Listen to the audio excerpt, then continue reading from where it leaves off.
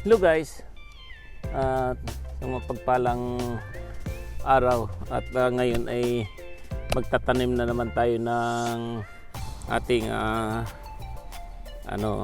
sili. Ito ay siling pangsigang. Ito yung itatanim na naman natin ngayon sa ating farm. At dito nagtanim tayo ng gabi, talong, marami na tayong naitanim dito. So hindi natin na-i-video lahat dahil sobrang busy din. So ngayon, itong siling pangsigang, ito naman ang itatanim natin. Yan. So, ito guys, naglalagay ako ng basal. So kasi pan dalian na itong natin tanim. Yan o mga guys, isang dakot lang natin na fertilizer lagay natin sa ilalim, tapos ihalo natin yun ang gawin natin pambasal. So yan.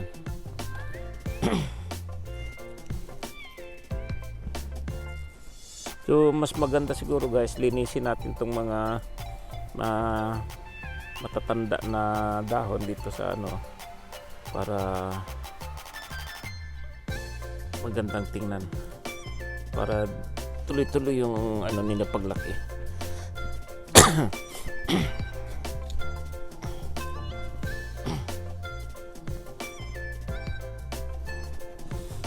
Yan guys, bali isang linya lang itong itatanim natin, kasi pag sobrang dami naman nasisira lang.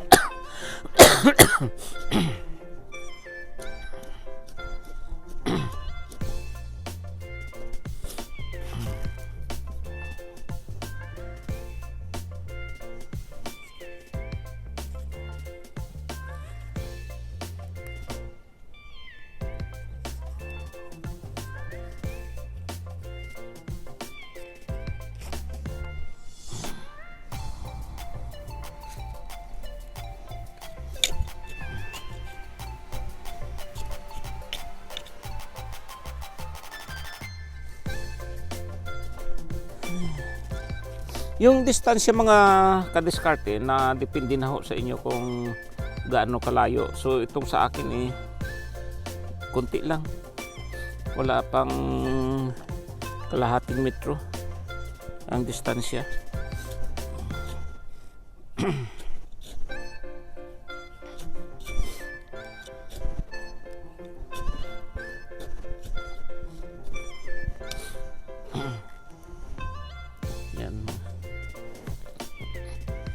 So itong mga kadiskarte, kasi mga magugulang na itong mga dahon, mas maganda linisin natin. Tapos kung may mga sanga sa ilalim, medyo ikunin na lang natin para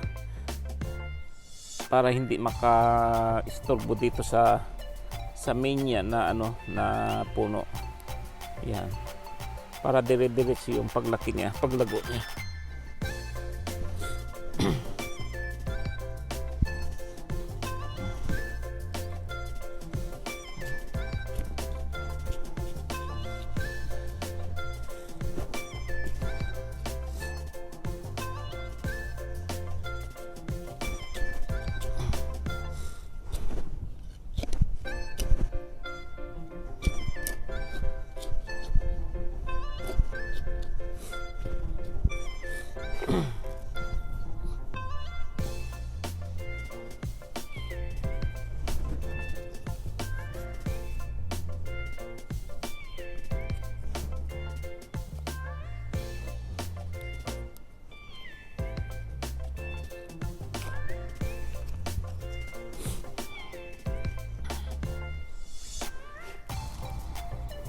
Bali 24 na puno itong ay tatanim natin mga kadiskarte.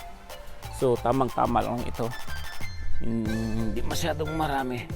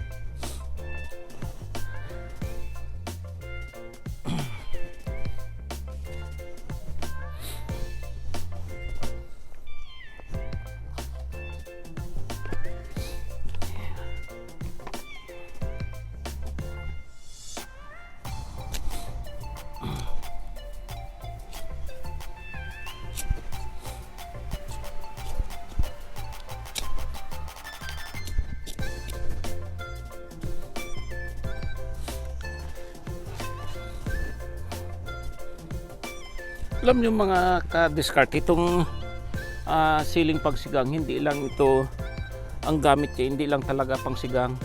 So maraming gamit ito, kahit gawin nating tempura ay pwedeng pwede.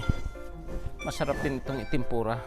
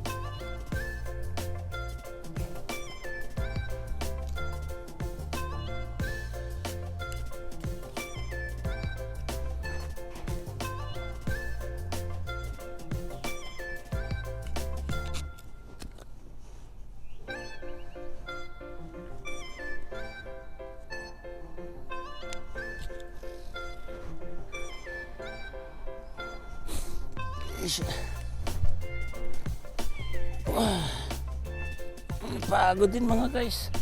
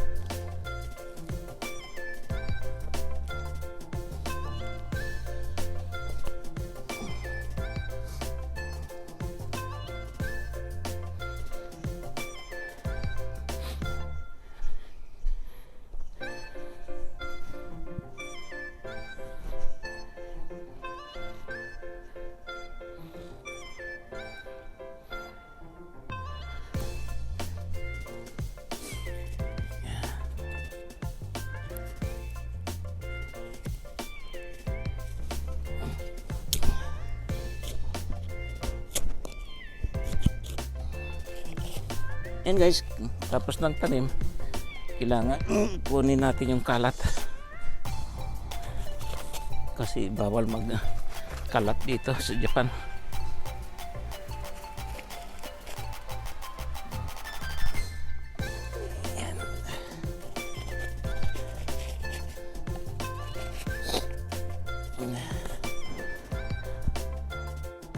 Yan ang mga guys yung siling pagsigang natin. Ano, bali isang lehera siya. Yan. So abangan natin. So maganda siya. So yan din yung gabi natin kanina, nagtanim din tayo. Yan. Tapos guys, yung ating mga talong, yan na siya. Yan, ganda na.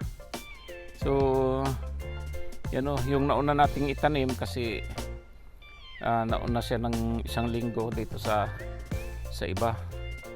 Yan, magaganda na. Yan na ang tanim natin ngayon sa ating farm natin mga kadiskarte. So abang-abangan natin. So excited tayo na sa paglaki nila at hanggang sa mag-harvest. Yan ay yung mga tanim natin ngayon. So excited na tayo. Yan man na guys yung ating tinanim nating kangkong. So maganda na siya. So yan ay isang linggo na tinanim natin. So napakaganda ng tubo niya hanggang doon sa dulo. So 4 na lihera lang, tama na itong 4 kasi marami na yan. Kasi yung kangkong pag nagsanga-sanga, napakaraming sanga yan hanggang dumami yung isang puno lang. So yan mga kadiskarte yung mga tanim natin ngayon.